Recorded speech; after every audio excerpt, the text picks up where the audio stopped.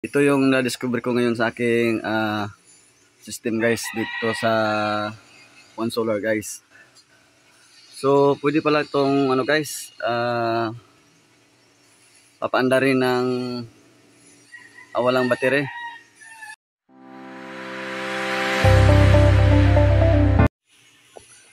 Hi guys, good day. So for today's video guys is ipapakita ko sa inyo ang aking solar setup. So ito yung na-discover ko ngayon sa aking system guys dito sa One Solar guys. So pwede pala itong ano guys, papaandarin ng walang batere. So ayan guys, napaandar ko siya direct to ECC guys. So ayan yung ECC ko guys. So walang baterya yan guys. So guys, walang baterya. Tapos itong battery guys, 12 volts lang to guys. Kasi ito yung sinusupply ko sa aking low voltage disconnection na relay guys. Ayan guys. Yan. So ito is 24 volts na inverter. So ayan, gumagana pala ito guys ng rekta sa ano sa ECC guys na walang baterya na ginagamit. So ayan. So ang load ko pala nito ngayon guys is ito guys. Ayan, ceiling fan. Tapos aerator ng isda guys. So ayan. Gumagana pala siya. Ibig sabihin nito guys is pwede pala siyang umaandar sa araw kahit hindi nilagyan ng battery. Ayan o, nasa 37 watts yung load ko ngayon dito sa bahay. So namangha talaga ako ngayon guys dahil umaandar pala ito ng walang battery. So ito 12 volts ang itong battery guys kasi sinupply ko dito sa aking low voltage.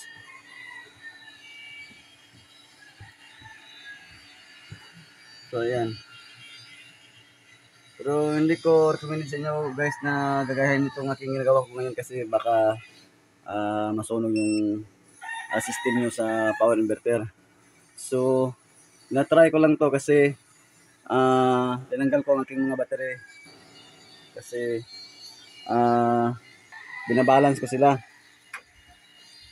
Binabalance ko yung aking mga baterya kasi hindi na nagpantay-pantay yung mga voltage nila. May iba na nag-drop, may iba rin na tumataas. So ayan, kaya ko tinanggal. Tapos binabalance ko sila. Tapos sina-charge din. Sina-charge ko din sila. Yan yung charger ko.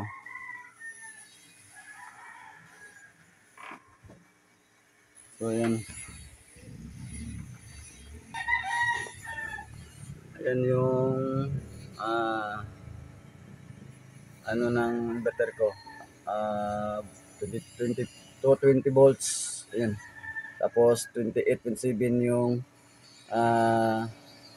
ano ng solar, voltahe. So ayan guys.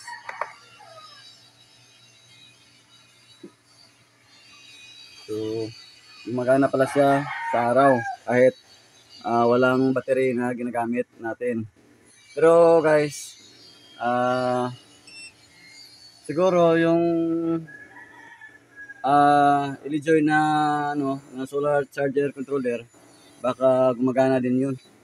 Kasi yung setting noon is ikaw na ang mag-configure. Pero itong ano, PowerMR na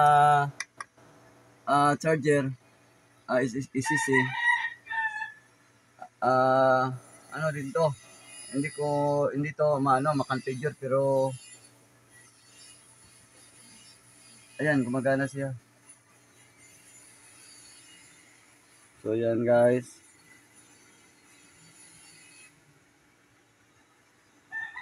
Yan yung aking na-discover ngayon sa aking system dito sa bahay.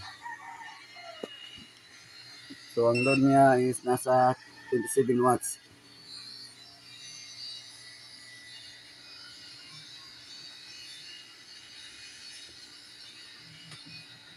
So yan.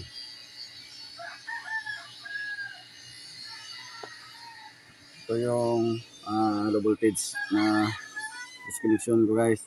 So nasa 13.2 volts yung aking battery na ginagamit ko. Ito yung guys, yung apat na cell ng 32650. Pero hindi to nag-supply sa ano guys sa power inverter kasi 24 volts yan. Hindi ito kaya baganihan yung ano yung ating inverter kung ito lang yung cell na gamitin natin pagpapaandar nitong ating solar inverter guys. So ang ito lang guys is nasusupply lang dito sa aking low voltage subscription guys kasi yung ginagamit ko na relay dito guys is 12 volts lang hindi 24 kaya yung gamit ko na ano system sa para supply ko dito sa aking low voltage subscription guys is ano lang guys 12 volts kasi 12 volts ang aking ginagamit na relay. Ito yun guys 12 volts hindi yan 24 volts. Baka natataka kayo kung bakit 12 volts pa ako na pwede naman itong relay na 24 volts. Ang purpose ko lang dyan guys is yung relay ko, wala kasi akong makuha na relay na ano, 24. So, 12 volts lang ginagamit ko. Yung dati kong ano guys, system guys is ito lang din yung ginagamit ko ngayon sa 24. Ayan guys. So, ito lang siguro yung ano guys, masishare ko ngayon na video sa araw to guys. So, pa-like and subscribe naman guys. Kung gustuhan yung aking video guys. So, ayan guys. So, maraming salamat sa panonood nyo ngayon sa aking video guys. So, maraming salamat and God bless sa inyong lahat and bye-bye.